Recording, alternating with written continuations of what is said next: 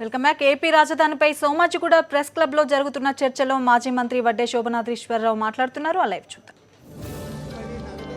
మనం చెల్లించనన్నా చెల్లించాలి, లేదు అక్కడ ఉన్నటువంటి ప్రఖ్యాత నిర్మాణ సంస్థలకు ఈ రాజధానికి సేకరించిన భూమిలో నిర్మాణాలను వాళ్ళ చేత చేపట్టింపజేసి వాళ్ళు చేపట్టి నిర్మాణం చేసినందుకు కొన్ని వందల ఎకరాలు లేకపోతే వేల ఎకరాలు వాళ్ళకి ఇచ్చేటటువంటి ఆలోచన ఏమన్నా జరుగుతూ ఉందా? ఇది సమంజసమా? ఇట్లా చేయటం వలన మేము బాధపడేది ఏంటంటే 13 జిల్లాల్లోనూ కూడా అభివృద్ధి కార్యక్రమాలు జరగాలి. చాలా కాలం క్రితమే ముఖ్యమంత్రి గారు స్వయంగా ఏపీ చిత్రముఖం అని చెప్పి దాదాపు ప్రతి జిల్లాలోనూ కూడా ఫలానా ఫలానా ఫలానా ఫలానా పనులు చేస్తాము, ఫలానా మెగా ఫుడ్ పార్క్ పెడతాము, స్మార్ట్ సిటీ కడతాము, ఆ పోర్టు డెవలప్ చేస్తాము, ఈ రోడ్లు డెవలప్ చేస్తామని చెప్పి ఇక దాదాపుగా ఎక్కడ ఇక మిగిలిపోలా ఏమీ కూడా. ఎవరైనా రీసెర్చ్ చేసినా ఇంకా ఆ జిల్లాలో ఏం అభివృద్ధి కార్యక్రమాలకు అవకాశం ఉంటుంది అని చెప్పి ఎవరన్నా ప్రయత్నం చేసినా మిగిలిపోని విధంగానే ఆయన చెప్పారు.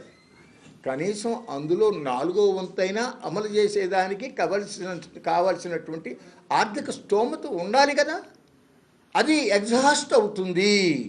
అది ఎగ్జాస్ట్ అవుతే గతంలోనే నెగ్లిజెన్స్కు గురైనటువంటి 13 జిల్లాలు రాబోయే కాలంలో కూడా అలాగే అభివృద్ధికి నోచుకోని పరిస్థితి వస్తుందేమో. కాబట్టి ఆ విధమైన ఆలోచనలు వద్దు.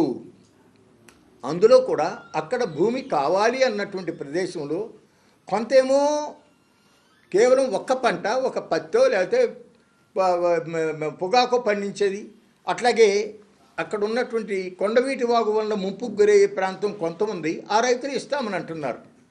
కృష్ణా నది ఒడ్డున సంవత్సరం పొడుగుతా ఏదో ఒక పంట ఉండి 3 పంటలు 4 పంటలు పండించుకుంటా సంవత్సరానికి ₹1,00,000 పైన ఆదాయం తెచ్చుకునే భూములు ఉన్నటువంటి రైతులేమో ససేమిరా మాకు ఇవ్వటానికి ఇష్టత లేదు, మా జీవనోపాధి దెబ్బతింటుంది. రైతుగానే కాకుండా అక్కడున్న వ్యవసాయ కార్మికులు కూడా సంవత్సరం పొడుగుతా వాళ్ళకు కూడా పని పాటలు దొరుకుతా, వాళ్ళు కూడా గణనీయంగా ఉపాధి అవకాశాలు పొందుతూ ఉన్నటువంటి నేపథ్యంలో మేము ఏమేమో అంటే కూడా వీల్లేదు, తీసుకోవాల్సి వస్తుంది. మీరు అంగీకరించకపోతే భూసేకరణ చట్టం ప్రకారంగా మేము తీసుకునేటానికి ప్రయత్నం చేస్తాము అని చెప్పి అంటూ ఉన్నారు. ఇది ఏమాత్రం కూడా సమంజసం కాదు. ఎందుకంటే 2013 భూసేకరణ చట్టము పార్లమెంట్ ఆమోదించింది, అన్ని పార్టీలు దానికి సహకరించినాయి. దాంట్లో స్పష్టంగా బహుళ పంటల భూములను సేకరించరాదు.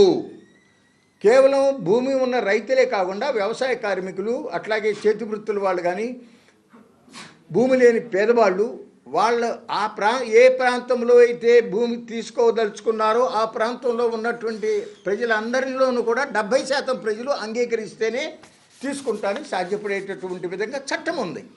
కాబట్టి మీరు భూసేకరణ చట్టాన్ని ఉపయోగించి మీకు నష్టపరిహారం తక్కువ వస్తుంది కాబట్టి సేకరణ రూపంలో కనుక మీరు సమీకరణ రూపంలో కనుక ఇచ్చేటట్టయితే అక్కడ గజం 20,000 ఉంటుంది, 30,000 ఉంటుంది, 40,000కు కూడా వెళ్ళొచ్చు, మీరు కోటీశ్వర్లు అయిపోతారు, మిమ్మల్ని పారిశ్రామికవేత్తలను చేస్తాము అనేటటువంటివి ప్రలోభాలు పెడతా ఉన్నారు. కానీ అది ఏమవుతుందంటే చివరికి ఇవాళ ఉన్న చట్టం అది కోర్టుకు వెళ్తే కోర్టులో లిటిగేషన్ వచ్చేటటువంటి అవకాశం ఉంటుంది. అందువల్ల